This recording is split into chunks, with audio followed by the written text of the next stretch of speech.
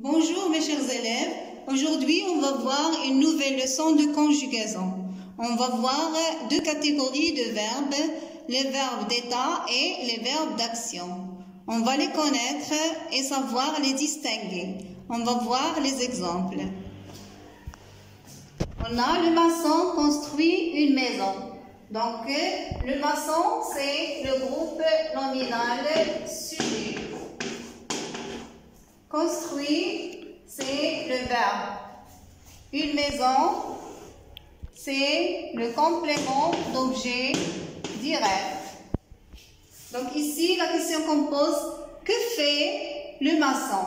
Le maçon construit une maison. Donc, construit, c'est un verbe qui exprime une action faite par le sujet. On peut dire que le verbe construire, c'est un verbe d'action. Passons à la deuxième phrase. Il parle à son ami. Il, c'est le groupe nominal. Sujet, parle, c'est le verbe. À son ami, c'est le complément d'objet indirect. Donc ici, que fait le sujet? Parle à son ami. Donc, parle, c'est un verbe qui exprime une action faite par le sujet. Donc, le verbe aussi, c'est un verbe, le verbe parler aussi, c'est un verbe d'action.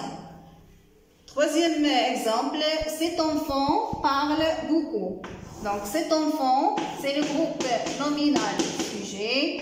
Parle, c'est le verbe beaucoup, c'est un adverbe. Donc ici, que fait cet enfant? Cet enfant parle beaucoup. Donc parle exprime l'action que fait l'enfant. Parler, donc c'est un verbe d'action. Les verbes d'action sont les plus nombreux.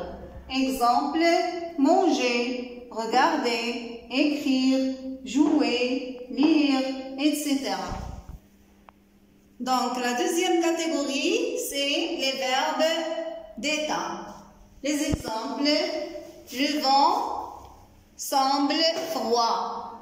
Donc, le vent, c'est le groupe nominal sujet. Semble, c'est le verbe. Froid, c'est un attribut